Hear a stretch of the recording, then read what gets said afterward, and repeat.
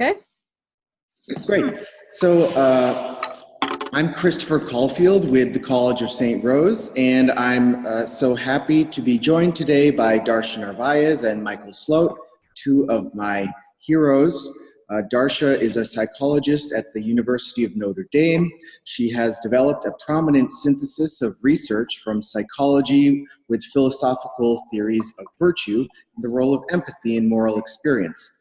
She has published extensively, including her recent books, Contexts for Young Child Flourishing, Evolution, Family, and Society, and her award-winning Neurobiology and the Development of Human Morality, Evolution, Culture, and Wisdom.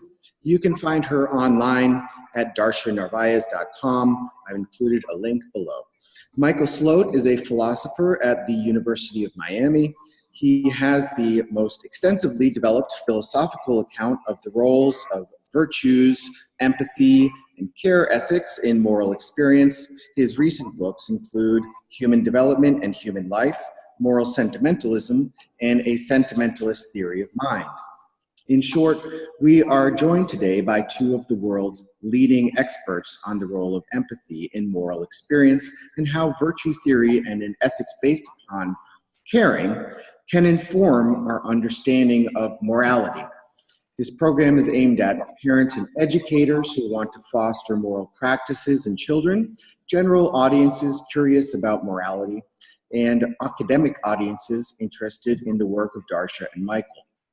We'll begin with introductions. Michael, please provide a brief introduction to your work and how it relates to topics of broad interest to everyday folks. Well, you know, the topic of empathy has not always been of such public notoriety or noteworthiness. People didn't talk about empathy 50 years ago. In fact, the word empathy wasn't introduced into the English language till the early 1900s. But most interest in empathy has accumulated or begun over the past 50 or so years. And I think it was first the psychologists who showed their interest in empathy and how it works and what the concept of empathy is all about. Then the ethologists, the students of animal behavior, got into the act, and they have done a great deal to show that animals too have empathy, and there are similarities and yet also differences between the way the animals have empathy and the way we, the way we do it. Now, the philosophers have been a little slower about getting on this bandwagon, but I think now we really have fully climbed on. And I'm among those who are most enthusiastic about the roles potentially, not only in the field of ethics, which is my specialty, but also beyond ethics in the notions of human communication and ideas about our knowledge of the world. So right now, the philosophers are very keenly interested in empathy, and I'm certainly one of those who are. Thank you. And Darcia, please introduce us to your work and how it relates to topics of broad interest to everyday folks. Well, I have a broad interdisciplinary interests in multiple areas. I guess the overarching theme is human potential and how that is fostered, how it develops, what does it mean? And I come from I'm in my 7th career, so I just naturally have this orientation of drawing on multiple disciplines in theorizing and application and research. So I think I come from the field of moral development, and that now for me is a lifespan issue involving emotions and empathy, which are core to being a human being. But also then our deliberative mind and how that is trained and how it can go awry. But now more recently in neurobiology, that our bodies are the way our stress response system is set up, the way our vagus nerve is set up, all those physiological things that undergird our being affect the kinds of emotions that we experience, that we foster, that we kind of are disposed to feeling, and they affect how we think as well. And the biological systems, the microbiome even affects our personality. So paying attention to how we structure, how we train up how we mold young children, and then through the developmental systems that we provide young people until we're adults, which takes about age 30. Now we realize in neuroscience that these are the kind of ingredients to build our human potential and a moral human being. Thank you. We'll first discuss healthy social and moral capacities and what that looks like. Darcia, your research has focused on describing healthy social and moral capacities. So what has the science shown, and what does that look like? So when I talk about healthiness and human potential, I am drawing on multiple fields. So it's not just experimental psychology, but it's neuroscience, it's anthropology, ethology, it includes sociology. And looking at the whole, we can see that people who are the most morally capable, who are ethically skilled, have a sense of relational attunement with others. That means they're able to kind of do the interpersonal emotional dance of sharing, an egalitarian kind of attunement. I call it relational attunement. That is the ability to be flexibly shaping that interaction in that moment. So emotional presence, your neurobiology is all calm. You are able to really give yourself over to that relationship. So that's one piece. And we can see that kids who are raised in a family where they're receiving that kind of experience with a parent, the relationally attuned parent, a responsive parent, they actually develop then those skills themselves and show it with their peers in schooling settings, and they're much more cooperative, they have better conscience, they have more empathy. And so we can track that now. Grzina Kochanska has done longitudinal studies now into adolescence, showing how important that mutually responsive orientation is. There are other factors too, which I'll talk about later. And so that's one piece. That's very core to who we are as human beings, a face-to-face kind of moral, a relational empathy and attunement and flexibility. But we need more than that, because we deal with moral issues that involve people that aren't in front of us, right? That are not face-to-face. And so we have to, as we develop our executive functions, our abstract thinking develops more and more sophisticatedly, and we want then to link that to those empathic roots, that relational attunement, and then foster a kind of more grand worldview of relationships connected to the web of life. And this is what we see in indigenous societies, Native American communities. There's a sense that there's a family that's beyond even the human family that we're connected to and responsible for and should feel empathy for. So those are the two pieces. It's the face-to-face kind of capacities that we foster through our parenting, and then that ability to move into a broader communal imagination that is reflective of optimal human morality. Thank you. Michael, do you have a response at this time? I think I do. I'm not going to talk about psychological health. I'm not sure how to do that. But I will talk about moral development. And Darcia mentioned some aspects of moral development, but I like to focus on a few aspects that she didn't talk about. The psychologist Martin Hoffman has talked about something he calls inductive discipline, or just induction. And this is part of the moral development of a child. When one child hurts another and their parents see it, if the parents stop their child from just running off and playing, and get the child calmly, without punitive affect, but just get them calmly to consider how they've harmed that other child and what the other child must be experiencing, this can help a child develop their empathy. It's a kind of practice in empathy. And eventually a child may refrain from hitting that other child because he remembers how bad he or she felt when he was reminded of how the other child was feeling. But this all depends on empathy. And there's another aspect of empathy that Nancy Eisenberg, in her book, The Caring Child, talks about, and it's a very important aspect. The idea of modeling, the idea that others who act in a certain way and feel certain ways tend to affect those around them, and especially children. By the way, this idea goes all the way back to Confucius. He was the first one to say that the ruler's attitudes will affect his subjects.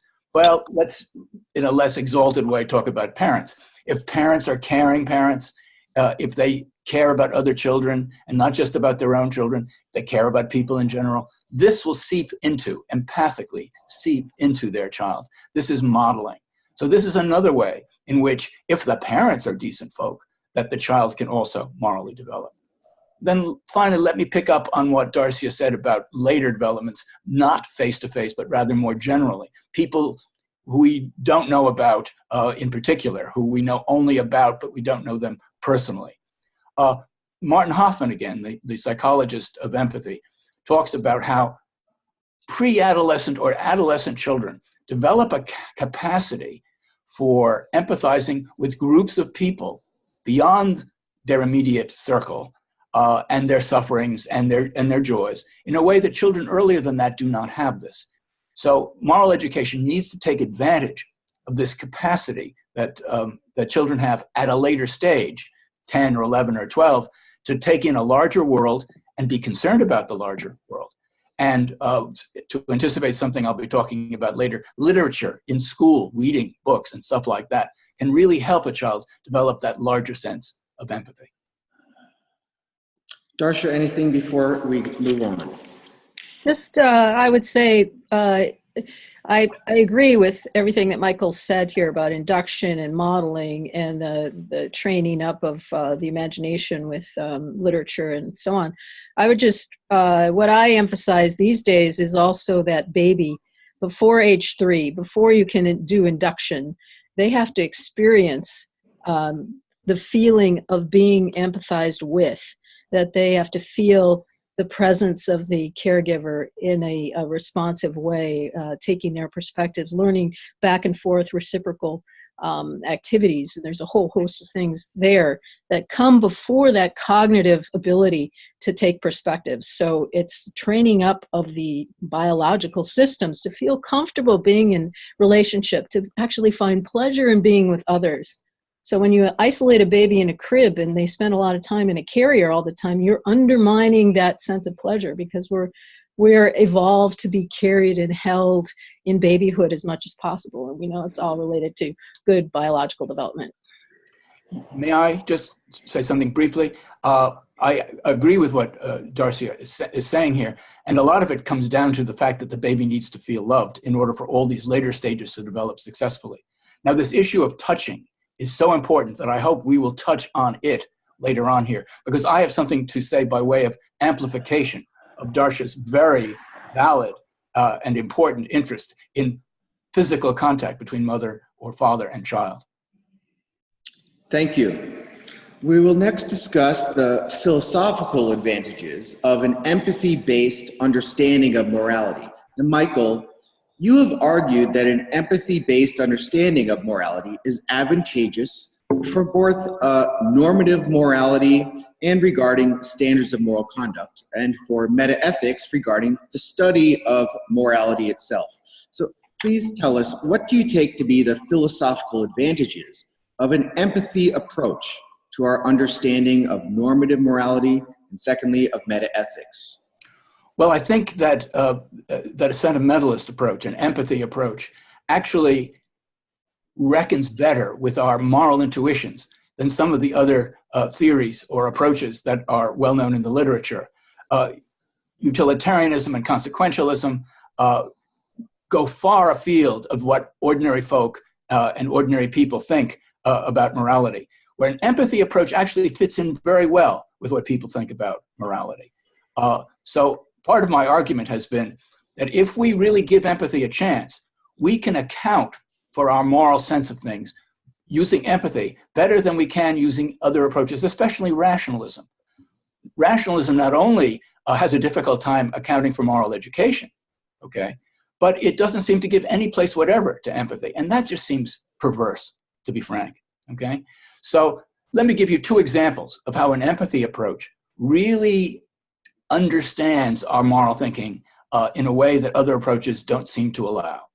First, there is an interesting fact that we think it's wrong to negligently hurt another person okay? But it's not negligently wrong to hurt yourself. It may be foolish and stupid if you negligently hurt yourself. It's not morally wrong. That's because empathy is directed toward others, not toward oneself. So if you bring empathy into the concept of morality, that explains why we make such a difference between hurting yourself and hurting others, okay? Then there's the fact that empathy also makes a distinction between the ills and woes and pain that we see and the pain we merely know about. Consequentialists like Peter Singer say that it's just as wrong not to give money to Oxfam, and I know they've been under a scandal lately, but let's just say Oxfam in the good old days. It's just as wrong not to give money to Oxfam as it is to let a child one sees drowning right in front of one drown, letting the child drown because you don't want to wreck your business suit. Now, we think there's a difference there. And empathy can help us make the difference because, as every student of empathy knows, empathy is much more sensitive to what it sees and what is perceived than simply what is known about. So I think over a vast range of philosophical and moral topics, an empathy approach gives us something closer to our intuitive sense of what's morally plausible. Now, that deals with questions of what is right and wrong. There's also the issue of meta-ethics, of what we mean by words like right and wrong. This is a very complex topic. It's probably too difficult to introduce it now, but let me just say, like David Hume 2.5 centuries ago, I think that empathy is the key not only to what it is to be virtuous and good with others, but also to what we mean when we talk about right and wrong. Thank you. Darcia, any response at this time? Only that I'd probably, I like everything Michael's doing here. I would probably say that there should be empathy for the self, or maybe we have to use a different word, but some sense of responding to the needs of your body, your spirit, and not, becoming a conformist to some authoritarian scheme, people forcing you into doing things that you don't want to do. So you have to tune in. To be a healthy person, you have to tune in to what your body and your spirit are signaling, and hopefully they've been well trained to help you get good signals. Often when we undermine baby development, those signals get all messed up and the baby has to learn to suppress those emotions, and then they get kind of twisted. So therapy is about getting those things back aligned. So anyway, I would just want to have more conversations about the sense of respect for oneself. So. Yeah, let me just jump in and add that.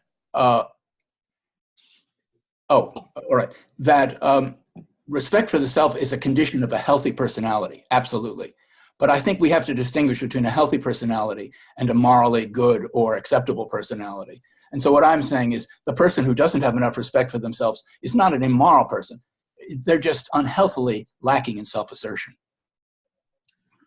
And I would say it probably undermines their morality because they're going to be less themselves and less attuned to the dynamism of being alive. But yeah. It might, but there are also examples of people who, devote themselves to others against their own selves, and maybe they're successful in doing that. Okay. Like who?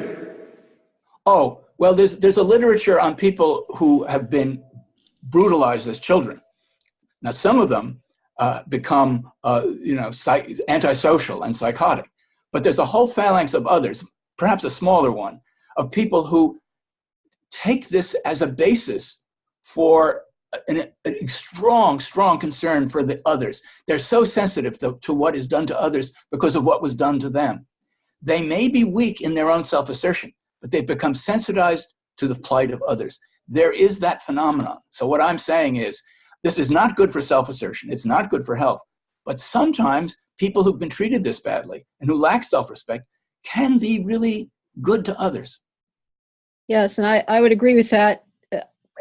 For me, human potential, optimizing human potential, they probably can't do it because they've been undermined in some way, but they are still showing that beautiful life force of wanting to connect and make positive difference in the world. So, and I agree with you. Okay, we agree. Thank you. Michael, you mentioned moral rationalism, which we might think of as the view that morality is based in reason Right. What do you view as the decisive strengths of your view opposed to moral rationalism? Well, the most famous rationalist, and the one that present-day rationalists rely on more than any other, is Immanuel Kant. Okay? Now, Kant held that if you have a rational sense of your duty, okay, and he thought that duty flowed out of being rational, okay, then if you help others out of a sense that this is your rational duty, you are morally at the highest level. This is moral admirability. Moral goodness consists in helping others and doing your duty out of a sense that it is your duty to do it, okay? He also says that this doesn't require, in fact, in certain writings, he seems to say it goes against this if one is too compassionate, too much feeling in one's feelings, okay? There's nothing in Kant to suggest that it isn't perfectly wonderful, morally speaking, to have no concern for others, to be lacking totally in any involvement with others, to have no empathy for others, not to care about others. And I think that that's a travesty of what morality is all about. So there is no well-known rationalist, not Parfit, not T.M. Scanlon, not Nagel, none of the leading suspects, none of the usual suspects, none of them goes against Kant on this point. And this is a point where it seems to me rationalism is very, very weak. To say that you can be totally admirable as a moral person without having any interest or concern about others seems to me a mistake. Darcia? I agree. Totally agree.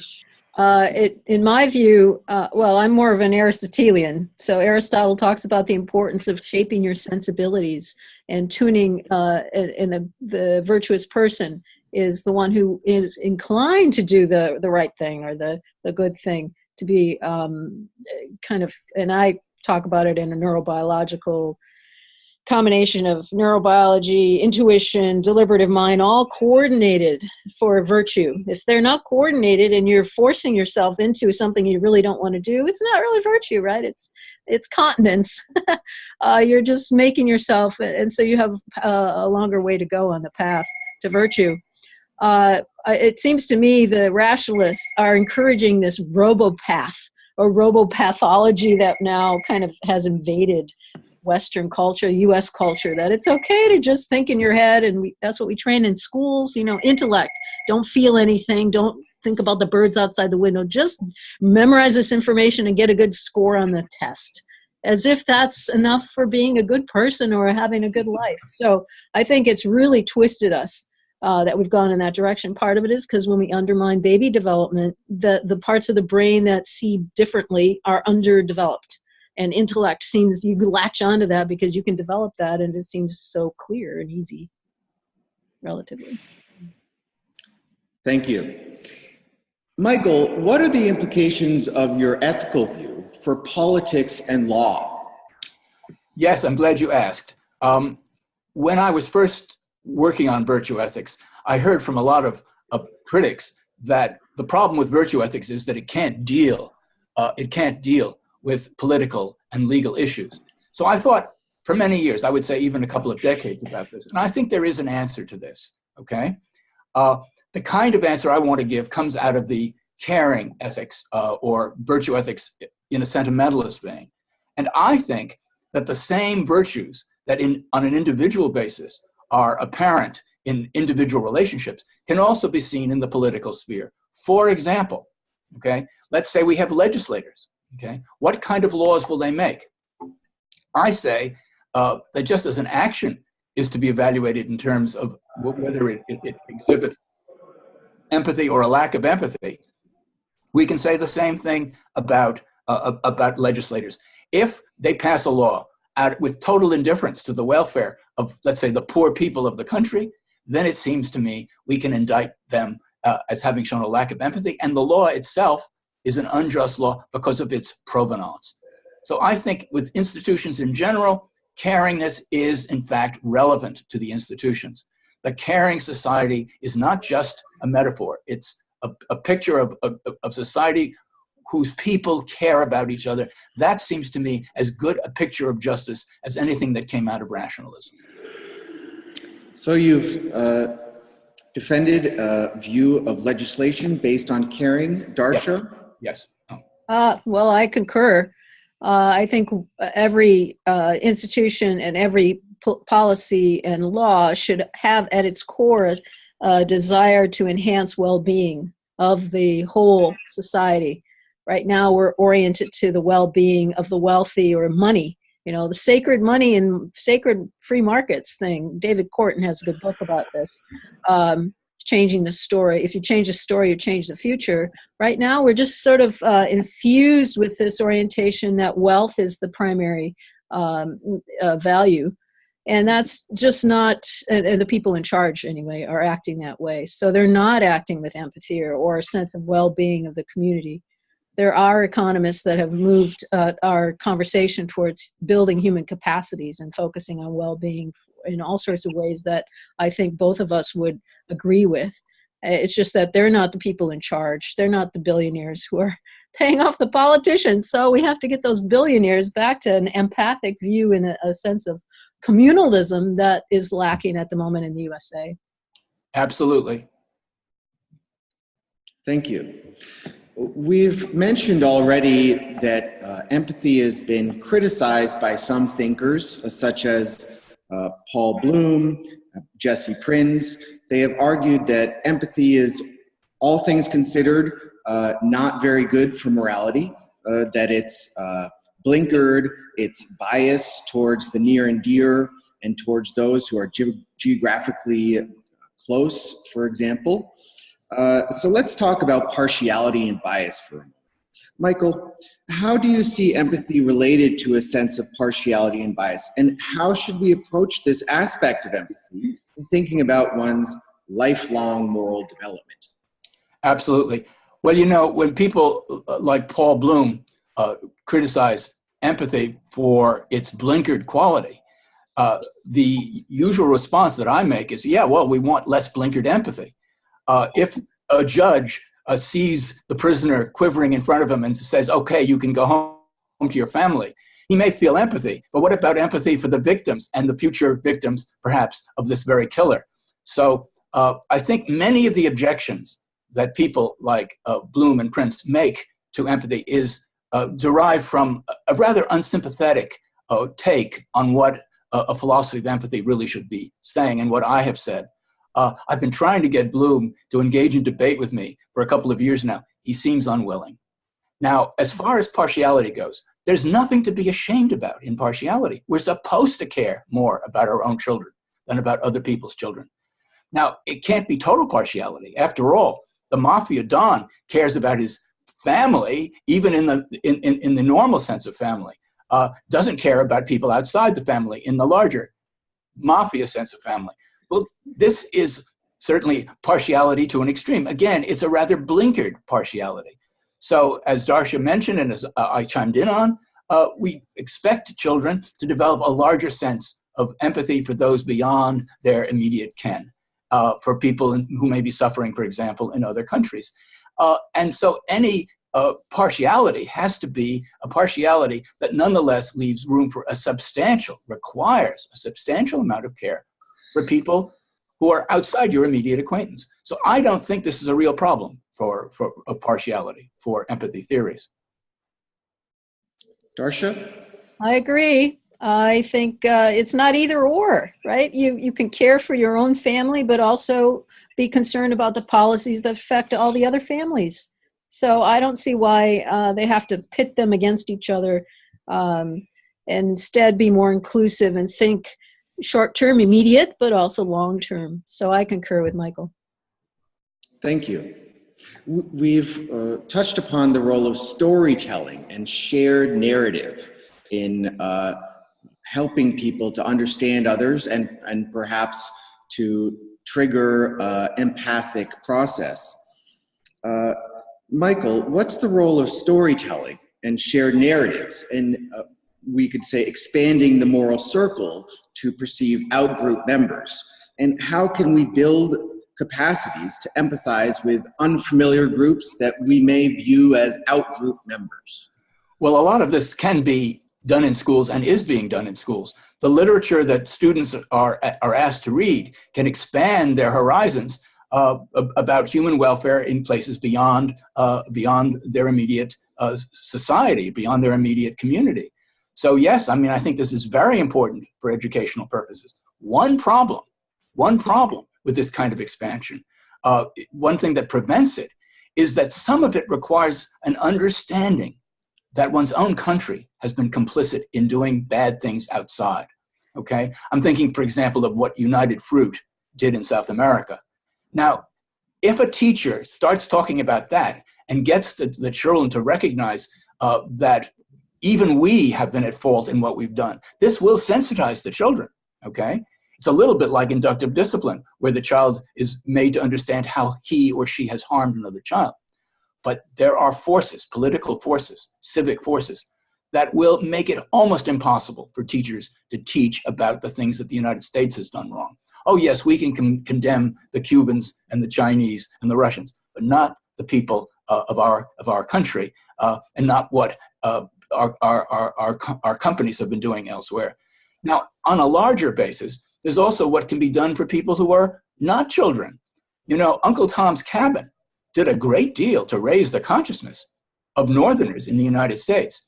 Do you know what Lincoln said to Harriet Beecher Stowe when she came and visited him in the White House during the Civil War? He said, "Oh, so you're the little woman who wrote the book that started this great war." So, in fact, the consciousness raising was done by a book there. It was an extraordinarily powerful book, but it seems to me adults are open to change. This book is an extreme example of this. So yes, I think literature and television and whatever can make these things more available to people, can help them develop more empathy. The question is, are there political forces that oppose this kind of sensitivity? Darcia? Yes, I agree with everything Michael said. I would just add a few things. I just heard a report saying that a lot of high school students in the United States don't know that the Civil War's cause was over slavery, in part because the textbooks don't put it in there, right? And so they haven't learned that in this Black History Month right now. So there are forces that are countering honest self-assessment of the United States behavior and, you know, externalizing, blaming everyone else for things that the U.S. has done itself. Regarding adult narratives and adult moral development, it's really important. Cognitive science shows us that and Aristotle intuited this or noted it, that it matters what environments you put yourself in, what activities, what friendships. And right now, media is infusing our lives all the time, and those things that keep popping up and the news you listen to, the shows you watch, are shaping your intuitions about what's normal, what's good, what's right. And so we have to be very thoughtful. That's what our deliberative mind can help us do, is select good environments that are going to shape the compassionate, empathic morality, not the self-protective morality, which is what happens when you don't feel skillful in relationships, your neurobiology is kind of messed up. And so what we are in a society right now that's immersed in violent media all over the place. I mean, even the recent Black Panther movie is like violence after violent scenes, even though it's very inspiring, the movie. But we know from research for decades that just even watching violent TV, and that's not playing violent video games, decreases your sensitivity to victims, makes you more aggressive towards others, and you think the world's a dangerous place, which then that primes you for being aggressive and protective. So there's a whole host of ways that we are shaped by things which seem beyond our control, which we can actually now, if we are aware that these things affect our empathy, we can stop and move away from those kinds of experiences and environments. And I think the political realm of information is also part of that. You want to hear about people who are different from you, who are we hardly know what poverty is like. most people, because you don't have a show about poor people. You don't hear about what poor people are struggling with. You know, 3 jobs, they got kicked out of their house. I mean, 3 kids, whatever it is, they just can't. So they have all these homeless people. We need many more stories about that so we can actually understand how our support of certain policies or politicians is actually undermining the well-being of all these other people in our society. So I can go on and on. That's my little another soapbox of mine. Thank you. Michael, you have developed extensive account of the epistemic role of empathy in helping us to understand others and gain knowledge about the world. We've been talking about storytelling. Please speak further about how empathy is a tool for understanding others. Well, actually, many people have spoken about empathy as a tool for understanding others. I would rather focus more on how empathy can help us understand the world, which is a topic that hasn't been broached until very recently. But let me just begin by saying that I think that the kind of empathy Hume talked about, where you're flooded by the feeling of another person, okay, that kind of empathy is a very direct kind of knowledge of the other. It isn't knowing that something is the case. It's somehow feeling their feeling. It's a kind of direct acquaintance. Bertrand Russell described the difference between knowledge by acquaintance and knowledge by description. It's not knowledge of a proposition. When you feel another's pain or their suffering or their distress, that's a more immediate kind of thing. And even a child who doesn't have the concepts can have that kind of direct cognitive acquaintance with via empathy. But let me now talk about something which is not familiar, and I don't think Darcia or you have ever heard of this before. But I think empathy is not only a way of knowing other people, it's a way of knowing the world. So let me explain. If your parents are afraid of bears, or if they have great trust in your Aunt Tilly, okay, that child can soak up those attitudes. And when they do, it seems to me that the child is learning about the trustworthiness of Aunt Tilly through his empathy with his parents' attitudes, because the attitudes have what we call an intentional object. The child picks up the attitudes plus their object, okay? And I think similarly with the bears, the child can pick up not just some kind of fear in the parents, but fear of bears can be picked up by the child. It seems to me that this is a way that the child can know something about the world beyond his parents, namely about bears. Now, this then can be applied to human communication. There is a part of philosophy, and it's also part of linguistics, called speech act theory. Okay, it derives ultimately from the Oxford philosopher J.L. Austin. But the speech act theorists don't bring in empathy at any point in their account of how various speech acts, like asking a question, warning someone, or making an assertion, how they work. I think that this is too much to limit the way speech acts are understood. I think that empathy and emotion play a role in ordinary speech acts that the speech act theorists haven't noticed. So let me give you an example. If someone makes an assertion, they say it's raining outside, okay? I've just been outside, I just came in, it's raining outside. Ordinary people who hear that, if it's somebody they know, will believe it, okay? Now, that's an assertion. It's a statement that was being made. The ordinary account of how this works is that if you hear somebody say this, you think, well, you know, I know this person, they're reliable, they have no reason to lie to me. You make an inductive inference that they're probably right when they say what they say, and so you come to a belief. Well, that's part of it. But I think this ignores what's probably the deepest part of it, namely that the confidence that another person exudes in making the statement about the rain gets through to us. We take in their confidence the way the child takes in his parents' fear of bears.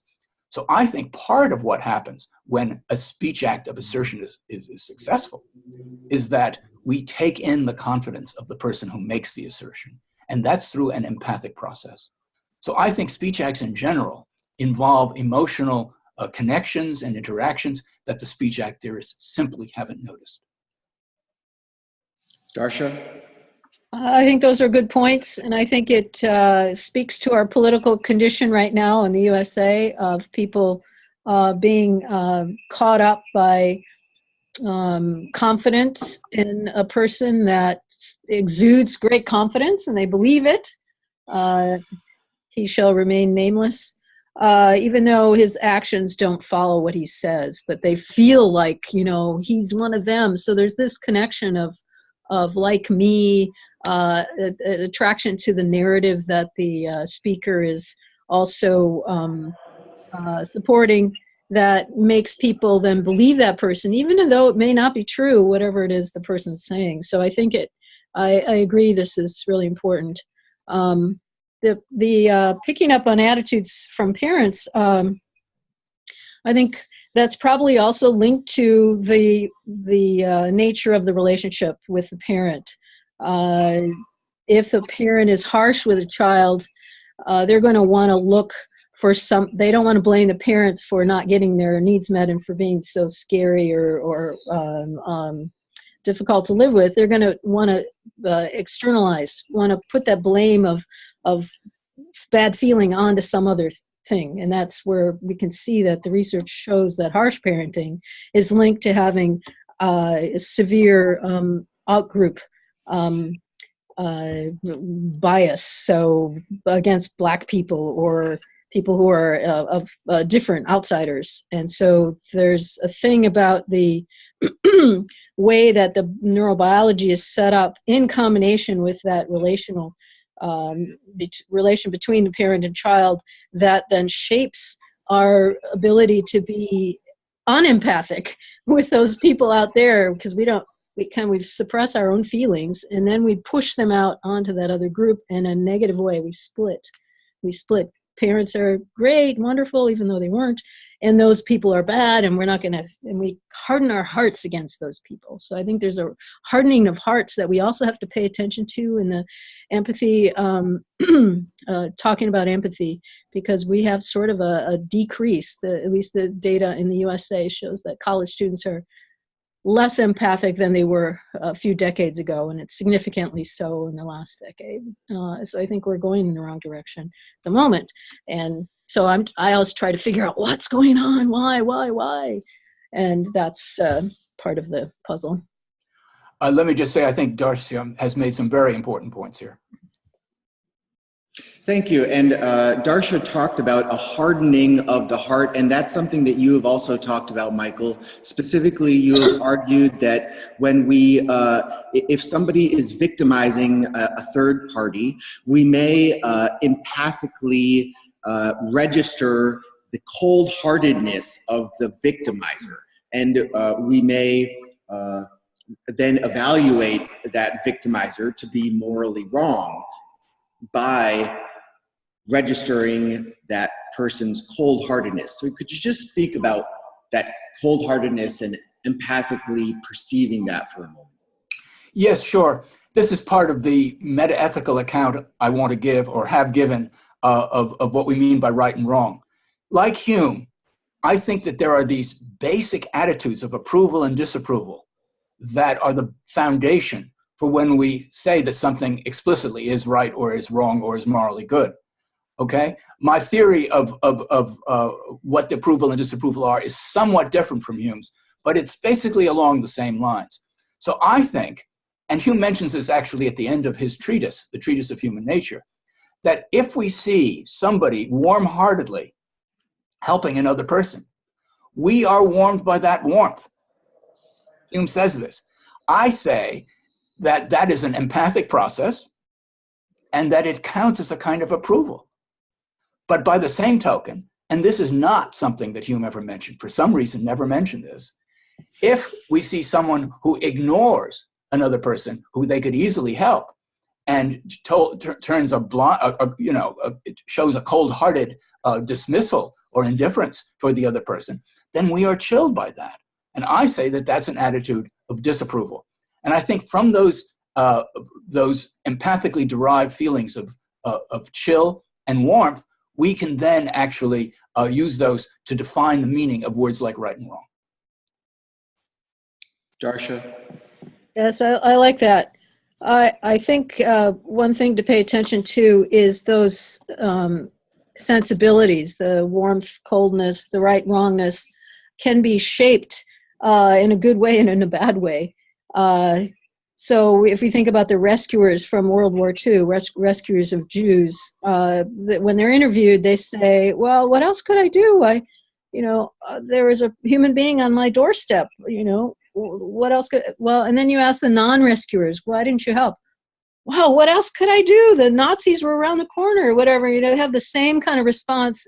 In part, that's an inability to feel effective. So when the rescuers have been interviewed further, most of them indicate they had warm family relationships, really good relationships with their parents. And so we can assume that they had a lot of experiences of watching their parents be warm towards outsiders for whatever needs they have. And that just became part of who they are, part of being a human being. Very interesting. Very interesting. Yeah. So that the non-rescuers then probably didn't have as many experiences. So they didn't build this sense of effectiveness, self-efficacy for helping that you can see in the rescuers. So I think there's again this intuition development that matters. And the right-wrongness, John Haidt talks about, the gut feeling driving everything. And I have argued in print against his view that, it doesn't matter, that you have to pay attention to the expertise of that person who's making the judgment. So if you've never had any experience with some issue, you can't rely on a novice's reaction as being, a moral reaction. They're just grasping at straws. And yet maybe they've had some cold-heartedness experiences, right? So anyway, there's stuff to sort out there. I think we have to pay attention to novice expert differences, experiential differences that build those intuitions. Yeah, let me just say something about Haidt. A lot of people have paid attention to his views. I think that they are philosophically rather naive, and that if you actually try to engage him with the literature or make him get engaged with the literature on ethics, he really doesn't understand things as well as I think he should. Thank you. And just to follow up for one moment, Darcia, you've talked about how many people who are cold-hearted adults experienced very difficult childhoods with non-responsive parents and so forth. So what are some of the steps that we can take as a people from a public policy or a personal point of view to help adults who are have grown up in very harsh environments in order to better foster moral development going forward? I'll have to speak about what's expected in the early life so you know what to fix, right? So I'll have to start there. And we study in my lab what we call the evolved nest. Every animal has a nest for its young, humans too, but we sort of forgot it over the last centuries, and especially the last decades in the USA. And it's a host of components that facilitate optimal, normal development of a person, of a human nature. We are born 18 months early compared to other animals. Other animals can walk around and feed themselves after a few hours. It takes us to about 18 months because there's all sorts of systems that are still finishing themselves. So those, especially 18 months, but the first 3 years, 5 years really shape the way the brain functions, the way things are coordinated, what kind of emotions are prominent in the personality. And so the nest is a communal provision. It's provided by the community, and it involves being, having a soothing birth experience, being welcomed and not painful procedures, not separating mom and baby. All these things I'm going to mention have neurobiological effects on the well-being and flourishing and health outcomes, and we study social and moral outcomes. They're all having an effect on young children, and then we think also on adults when we ask them about their childhood. So it's soothing perinatal experiences, responsiveness to the needs of the baby, not letting babies get distressed. And they easily get distressed when they're separated, as well as not responded to. So growth hormone and DNA synthesis all slow down when the baby's separated, not touching a caregiver, a loving caregiver. Then there's multiple adult caregivers. So it's not just mom and dad. It's an extended family of support. So the baby's always with someone that they want to be with as they get to choose when they start to get mobile and indicate what they want. Then there's breastfeeding. It's always a shock to find out that breastfeeding for our species is on average 4 years. That's because the immune system takes that long to build, at least, and breast milk has thousands of ingredients, including the immunoglobulins to build that immune system.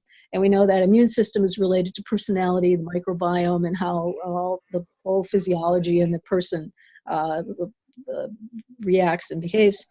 Then there's play, free play, and as you grow older, free play with multiple age playmates and in the natural world, so you're connected and building your executive function, the various things. Then there's positive social support and a positive climate for mother and child, which also is important for our, I think I've mentioned them all. So all these factors, these nest components, build a brain if you're getting them, and we can see in the anthropological research that small band hunter-gatherers, and they're the kind of society that represent 99% of our history. It's only the last 1% we've been civilized, agricultural, settled societies. And in these small band hunter-gatherer societies, they provide the nest, and you can see then what the results are: calmness, relational attunement, the kinds of things that I was talking about earlier that are optimal. So if you don't have a nest, in my 2014 book on neurobiology and moral development, the longest chapter is about what to do if you didn't have the nest as a youngster, and most of us haven't. So, well, let me just say, when you don't have the nest, the old systems, what you're born with, the survival systems get enhanced. So that's rage, fear, emotion systems. Your stress response gets hyper-reactive, and the vagus nerve doesn't set properly. And so you have trouble, you're kind of dysregulated in various ways, depending on how things went. And so what you need to do as an adult then is learn to calm yourself down, learn to calm those systems down, and then learn to grow the stuff that was supposed to grow. Happily, in the first 2 years or so, the right hemisphere is growing more rapidly than the left, and it's involved in self-regulation and empathy development and perspective taking and things that really get reshaped and added to with development. But the first couple of years really matter. Alan Shore's work has documented this so extensively and deeply. And so you want to calm yourself from getting too stressed, but then you also want to grow your connection to others, your social joy, and that's the right hemisphere. And so you want to play. The best way to do this is run around, play tag, wrestle, do kind of face-to-face stuff with the little kids, and then you're growing your right hemisphere. I mean, there's other ways to do it too, but that's the immediate, easy thing to do. And then after that, that's not enough to be the full human being. You need to expand your imagination and your attachment to others. And that's where the literature really helps, the fictional, the storytelling, the way we immerse ourselves in understanding others. And I extend that now to the environment, to have ecological attachment to your local landscape, the river, the mountains, the trees there, because that's our heritage too. Michael? Yeah, I would like, if I may, to put what Darcia has been saying in a larger philosophical perspective that is, I mean, central to her ideas. And I think this is where she perhaps has been more the creative force than anyone else, has been the idea of touching and contact and how important that is. So there is an idea that there are basic human instincts that go well beyond anything having to do with sex, hunger, and thirst, that have to do with something beyond immediate physical tissue needs. And the pioneer in this area was Abraham Maslow, and he talked about the need for love, the need for esteem, and the need for belonging. And then others came along and talked about the need for competency and the need to know, curiosity, as basic human needs. And this means that you can't just reduce them to, you know, to being ways in which our more physical needs are satisfied, that they have an independent existence. Well, in my own recent work, and in one of the books that Christopher mentioned, I expand this idea, and I think it will include in the end what Darcia is saying. It seems to me that we also have basic human needs for imitation. to be like others. Okay, this is something that people want very much. I think we also have a basic human need or instinct for being around other people. Okay, and then homing in specifically on what Darcia said, I think there's also a need for physical contact with others. Now we see this, it's not just in children, okay? If you've been touched as a child, you're gonna wanna keep touching people as you get older. And so the question of how that is interfered with or not, I don't know. But it seems to me that evolution, for whatever reasons having to do with mammalian development, has led us to be imitative animals, to animals who want to be around others of our species, and animals who need to be touched. Now, the idea of being around others of your species is not limited to humans. Even some reptiles, marine iguanas, sun themselves together rather than separately. But this idea of touching, okay, I don't know if it's unique to the human species, but I'll bet it has something to do with the mammalian or perhaps avian ancestry and evolution. In any case, it's an important fact, and it puts the need for touching within a larger context of basic human needs, which go well beyond the purely physical. Yes, very good. We are mammals, and we're social mammals. So mammals need touch to grow well. And Harry Harlow's experiments with monkeys showed that when the young monkey was separated from mother's touch, they could smell, hear, drink her milk. I presume it was her milk. Excuse me. But they didn't get touched.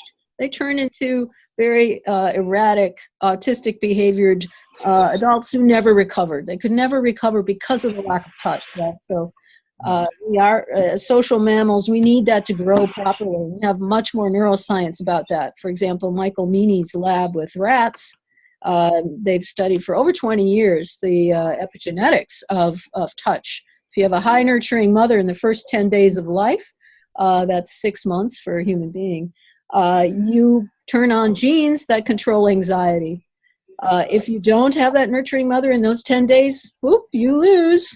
All right, nothing you can do the rest of your life except take drugs.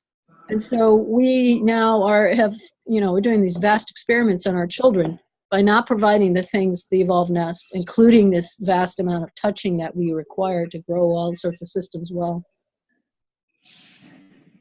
Thank you. Darcia, we've talked about you've broached the topic of parenting just in a relatively brief nutshell. What are some of the top kind of pieces of advice you have for our parents and caregivers for children? Well, the first one, if you're a parent of a baby, is to follow the baby's signals. And that means before they cry, notice if they're getting uncomfortable making a face, then move in and try to fix whatever it is they need. And usually it's because they need to be touched and held pretty much all the time. And so you have to sort of set up your mind for that. You want to hopefully have an extended family or make your own extended family where you can, take a break from holding the baby when you need it and someone else will hold the baby. Skin-to-skin contact is really important, and that helps you develop the signaling, especially if you start doing it right away after birth. You start to recognize the signals of your baby.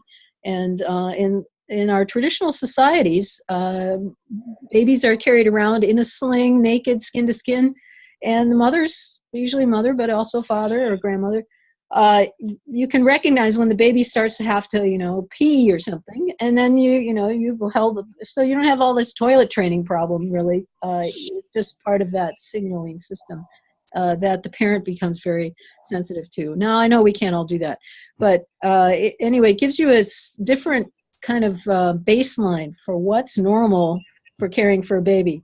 It's not normal for babies to sleep through the night. We don't even sleep through the night. So there's a lot of cultural myths about how babies should behave, and I write about this a lot in my Psychology Today blog, Moral Landscapes. I write about parenting a lot, trying to get people back to what babies really need and don't do that to baby, and because it's so important for the whole rest of their life, how they're experiencing things.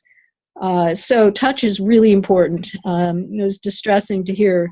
I'm not supposed to talk too long. All right. I have many things to say, but thank you. That was just babyhood. But then you want to be responsive after that. You want to give your child lots of opportunity to play. That means self-directed physical play.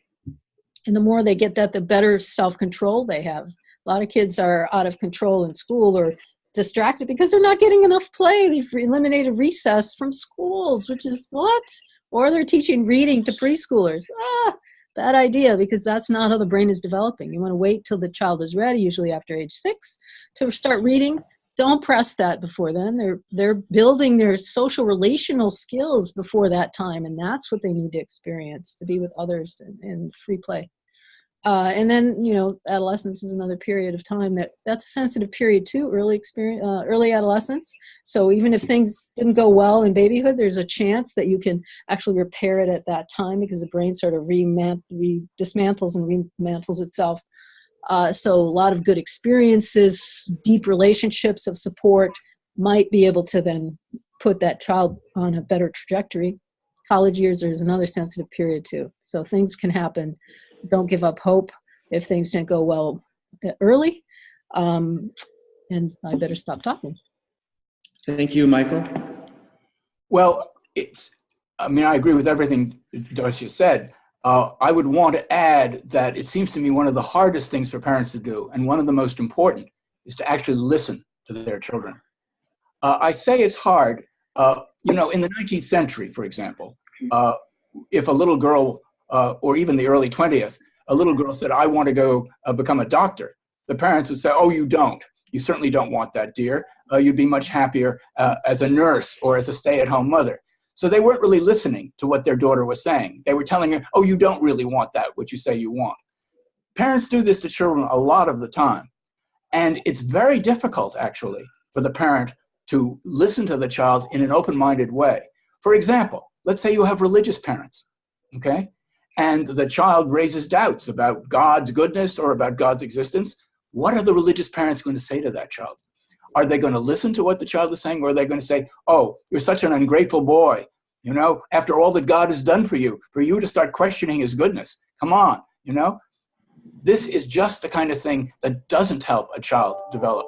Now, there are obviously limits. If the child says, oh, why shouldn't I go on and kill a lot of people? That's a different story.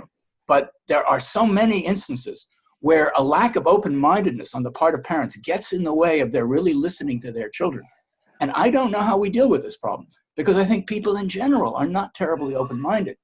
So I think part of the empathy training that we need in schools is increased open-mindedness. How we do that? That's a very interesting question. Ruth Charney has written books about this sort of thing. I can't remember the name, but it seems to me that's part of the task of a parent, to be open-minded enough to really listen to their children. Well, I agree with this, and I think I've been reading a lot of Maslow lately, because I'm finishing a little book on basic needs, and he talks about how parents thwart self-actualization by having these ideas about what their child should be like, and straitjacketing them in the way that you're talking about. Because if you're going to be self-actualized, you have to learn to follow your intuitions, your body signals, your preferences, and get that straight so that you can find the way to blossom in your own way. And everyone's uniquely doing this. So you can't be conforming to some outsider's view, including your parents. I think that, that's just hard for conservative parents to hear, perhaps. But open-mindedness, I think, is also part of that. When your stress response system kicks in, your survival systems take over your mind, that mindset, you're brace yourself against everyone else, and you can't be open-minded. It's just, that's physiologically impossible. Blood flow is shifting away from your higher order thinking, and you can't be open, right? So we have to, in schools, calm kids down first, and then work on the like I said earlier, social joy and imagination, communal imagination. In terms of parents kind of imposing their will on their children, I kind of am thinking, from watching and reading about small band hunter-gatherers, it's the people between 20 and 40 that do a lot of the hunting and gathering, which is not that much work during the week. They only get as much as they need to stay alive. They don't accumulate things. But it's the grandparents that take care of the young more, that are around the camp. And they're the ones who are much more open. They're less concerned about, making the child conform to some idea that the younger parents might have. So I think we have to get back to grandparents, wise elders, wise grandparents who are going to help us raise the kids. And, it's happening in some cases accidentally. Thank you. You've broached the topic not only of parents, but of professional educators. And you've talked about the role of educators in schools, universities, and other formal settings. Please explain further how educators can help foster healthy social, moral, and emotional development in students. And that's me. Darcia, please. Yeah. Yes, please, Darcia. Right. So I work with, I give workshops. I used to be a classroom teacher, so I'm very interested in applications for the classroom. And so we have a model called the RAIDS model, where we emphasize the first thing to do is develop a secure relationship with that child and make sure you're attuning in. And then you can have influence on that child. Now, this is hard in some circumstances, but that's the aim. And then to offer apprenticeship models. What does it look like to be an ethical person? And you can talk about this in whatever field you're in. We worked with teachers in Minnesota across the state. We had $1 million from the federal government on the Community Voices and Character Education Project. And we developed ways that you could integrate into regular instruction ethical skill development. Just slightly change your lessons so that you actually also have, examples or discuss a story or a word problem that has an ethical component to it. And you can shape it for different skills. And our approach was the relational component, the apprenticeship component, the giving virtuous exemplars. What does a good person look like, and having stories that show those things. A lot of our kids are immersed in media environments of viciousness. If you look at Hollywood movies, TV shows, a lot of viciousness, how to murder people, how to torture them. I mean, it's just unbelievable. That's where Ian McGilchrist's book, The Master and His Emissary, is quite informative. He talks about right and left brain research, where you numb one side and then you see what they're like. And the left hemisphere, he argues, has taken over the Western world. The left hemisphere is very much about detachment and categorization, all the stuff we account for, call intellect, and how that has a different view and likes dead things and grotesquerie and all that. But the right hemisphere is this relationally attuned, aware, holistic, gestaltish part of us that's been undermined, and I say, in early development from the lack of the nest. But anyway, so you want to have virtuous exemplars. That's the V in RAIDS. And then expertise development. And this is where we look at what has been analyzed before about what has to happen for a moral behavior to occur. There's 4 components, basically. Sensitivity, you have to notice something that's an issue and then interpret it in a way that involves your role. You have to make a good judgment about it. You have to be motivated to take an action, either in that moment, for sure, and then also routinely, maybe you have a moral identity.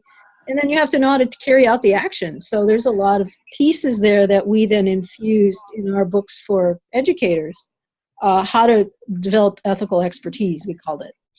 And then that's R-A-V-E, and then S, every teacher wants to not be needed.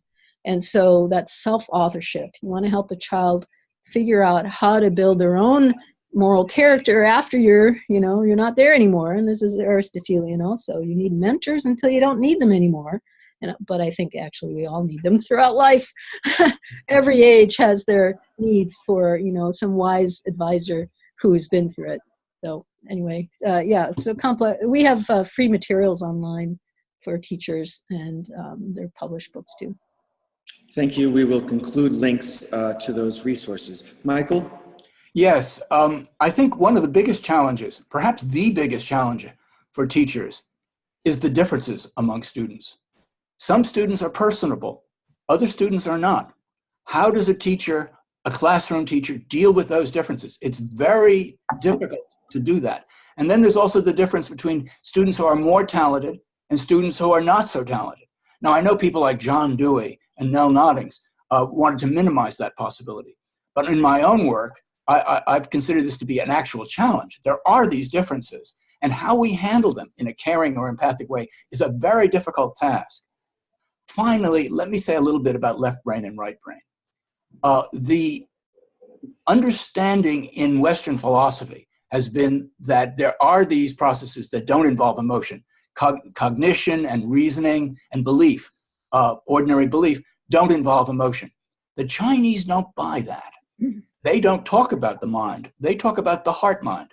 And I think that there are good philosophical arguments for thinking the Chinese are on the right track. Take belief. It is said belief is entirely passive. Belief reflects the world, but it doesn't operate in any way emotionally. Belief is inert. Well, I beg to differ. One example of this is this.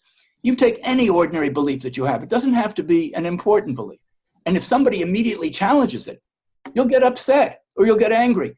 Emotion comes immediately into the picture. So I don't think, in fact, that belief can be isolated from emotion. And I think if we're talking about left brain and right brain, maybe they're both involved in the processes that ordinarily are thought of as purely cognitive. Yeah, I think it's complicated. I agree. The heart mind is what we want to foster. And that's this combination of our whole selves, you know, the empathy, but also the intellect. It's also the gut reactions. All that is part of that heart mind that has to be well cultivated, though. In the wisdom traditions of the West, and in my view, what you can see in the small band hunter-gatherers, what I call primal wisdom, is that intellect is the danger if you're just in that. You're divorced. So when you suppress your emotions, and that's what we teach kids to do in school, right, is just to emphasize that informational piece, the semantic knowledge, the explicit conscious kind of logical, sequential stuff. If you only do that, dangerous, very dangerous in the views of wisdom traditions. And I think that's what Ian McGilchrist is pointing to in his book, condemning the left brain dominance. It's not that that's left brain's bad. It's that it's been divorced from emotion in the way it's applied. There's much more to say, but yeah. Thank you. You've talked, Darcia, about teachers seeking to make students self-directed so that they will direct their own moral development after we're done with class. And please talk further about how one can practice moral self-development and virtue self-development within oneself. Right, I would go back to, it depends on what you need as an individual. You want to develop your heart mind, and what is it where your gaps are for that. Might be that you get threat reactive very easily and condemning and judging others and blaming them. Well, then you want to learn to calm yourself down and have practice self-compassion, meditation or visualizations in order to try to reshape your reactions. It might be that you really don't care about other people. You don't have a lot of, interest in being with them. Well, then you got to build that kind of sensibilities, the enjoyment with others. Or maybe you don't have much empathy for those people over there. Well, then read about their experiences. Try to understand, make friends. There's different ways you can do. You have to sort of self-analyze as to where your needs are. Or maybe, you're very kind of stuck in this one spot where there's only one right way. And sometimes when you're in there, you don't realize you're stuck. But to develop your flexibility of being responsive and expand your sense of connection to more of the web of life rather than just your little group, right? Which is what the higher order traditions of religions all over the world emphasize: compassion for all, really. And so those are the things I would emphasize. And self-actualization is part of that. I just wrote some blogs about that, Maslow's view, and related to evolutionary. Thank you, Michael. Well, Darcia knows that I'm a skeptic about moral self-cultivation. And part of my skepticism would point out that when she talks about reading literature in order to have a larger empathic sense of other people, the question then is, what motivates someone on their own to want to read that literature? Now, I've mentioned examples where they feel guilty for what they've done to harm others, and that seems like the solution. But in general, I think we always need the mentors, or we always need life experiences that go against our own already existing conscience. The desire simply to read literature in order to become a better person, I don't think that desire exists in isolation. Now, some of the other things that Darcia talks about, like becoming more flexible and stuff, this is not necessarily moral development. Everyone has and can be shown the value of being more flexible. So this is having a richer life. I have no doubt that people want to have a richer and better life, and that you can motivate them, okay? If you tell them, you do this, you do that, you will have a richer life. That will motivate them. What I don't see is, in general, people wanting to become morally better persons, okay? If they do something wrong and they feel guilty, that's another matter. But as a general active motivation in people's lives, I don't think it is really that operative. It could be that the difference is I kind of hang around in a religious community at the University of Notre Dame, and there people are oriented to Aquinas and Aristotle, and that you do cultivate yourself. You're always forming your character by the choices you're making, and maybe that's the difference among perhaps other religions and philosophies of life. There's not that sense that you can change so much. And I think part of it, Carol Dweck has done some good work on mindsets, and she contrasts fixed and growth mindsets. People who have a fixed mindset think your personality is what it is. There's nothing you can do. Your intelligence is what it is. Nothing you can do. And we look at morality, and we find that people think that too about morality. But the growth mindset is that, oh, you can change. You can get smarter. You can, if you work hard. If you can change your personality and become more compassionate, if you work at it, you can become a more moral person. So I think what's happened in the States, we tend to have a lot of people with fixed mindsets. They don't think things can change. They don't think they can change. They're also very much in this braced mode against change, right? They're like this because they're so stressed from the life and from early experience that they're hanging on, barely hanging on maybe sometimes. So I think the work that's been done in schools on shifting people's fixed mindsets to growth mindsets are having good outcomes. So it's linked to, when you have a growth mindset, you're less aggressive, you're less bullying, you work at your schoolwork and you achieve more. So it's just little interventions. They have people read things about that, and people will get more oriented to being open. I think we need much more of that in the adult world and what the adults are experiencing. So they realize they can grow too. We just don't hear that too much outside of certain realms. Now, Darcia, yeah, I think you were implying that in some way I'm against change. I'm braced against change, and this is no, not you.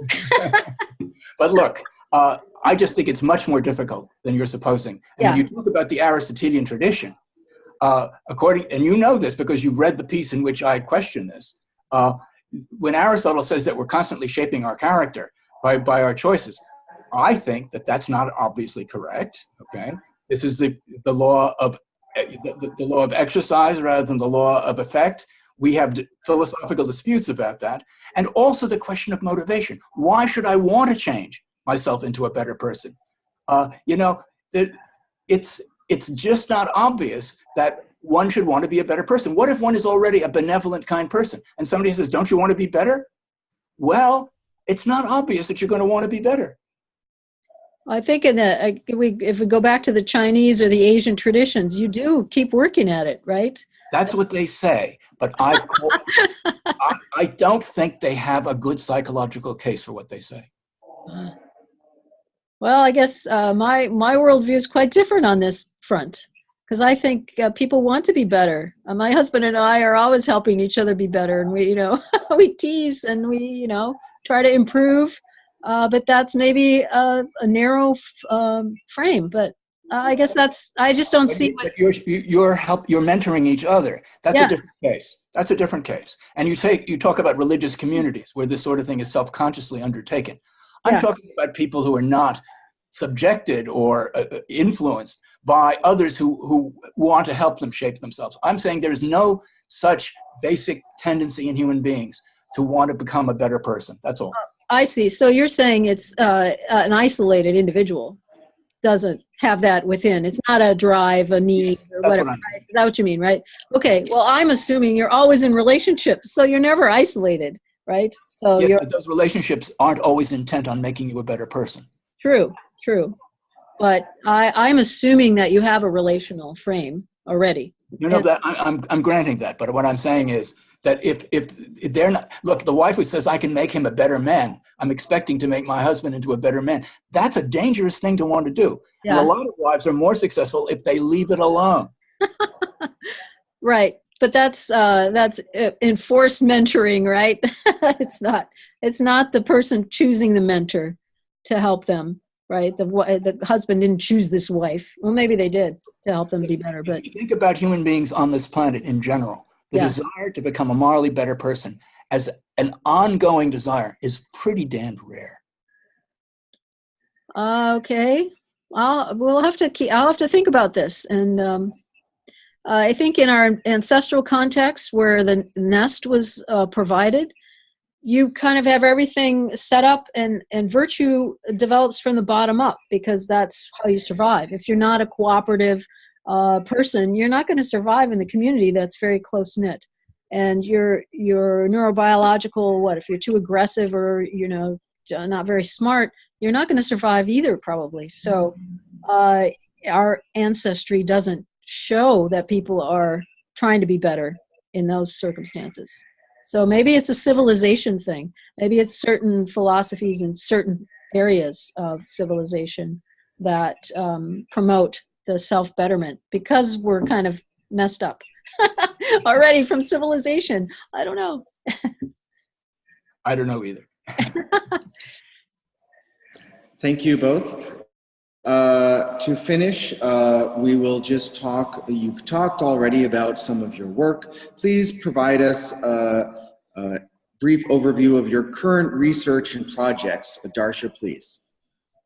Well, we just started collecting data with 5-year-olds and their mothers. It's a longitudinal study. We're looking at the evolved nest effects on well-being and moral and social development.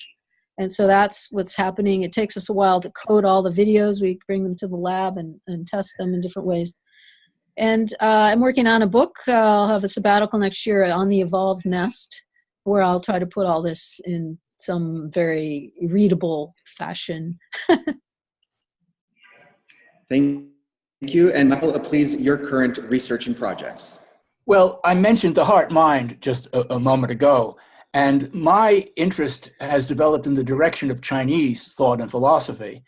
So I think, for example, that to really understand the heart-mind, you need to bring in yin and yang. Okay. Now, I'm not going to have time to describe how I think that is necessary. I'm about to give some lectures in Hong Kong about this, and I hope they'll work well. But let me just mention, for example, compassion, and how yin-yang seems to fit the idea of compassion very nicely. With compassion, we have empathy for the suffering of another, for their distress. That's a taking in. That's a yin side. But there's also the action to help them, the motivation to help them. That's the yang side. So if you can show, as I've recently tried to do, that these two sides are very hard to prize apart, then you have a basis for talking about the yin-yang complementarity as applying to this moral virtue of compassion. I think this works not only for virtues, but also for certain emotions like fear and hope, okay? So my work has been to develop a kind of a nexus between Western thought and Chinese thought, and to use yin-yang as a kind of bridge between the two traditions. Well, Darcia and Michael, thank you so very much for being with us today. We appreciate it greatly. You're welcome. Thank you, Christopher. Thank you, Darcia. Thank you, Michael. It was a pleasure. Okay, take care. Thank you. So we're done. Yes. Okay, bye-bye. Bye. Bye-bye.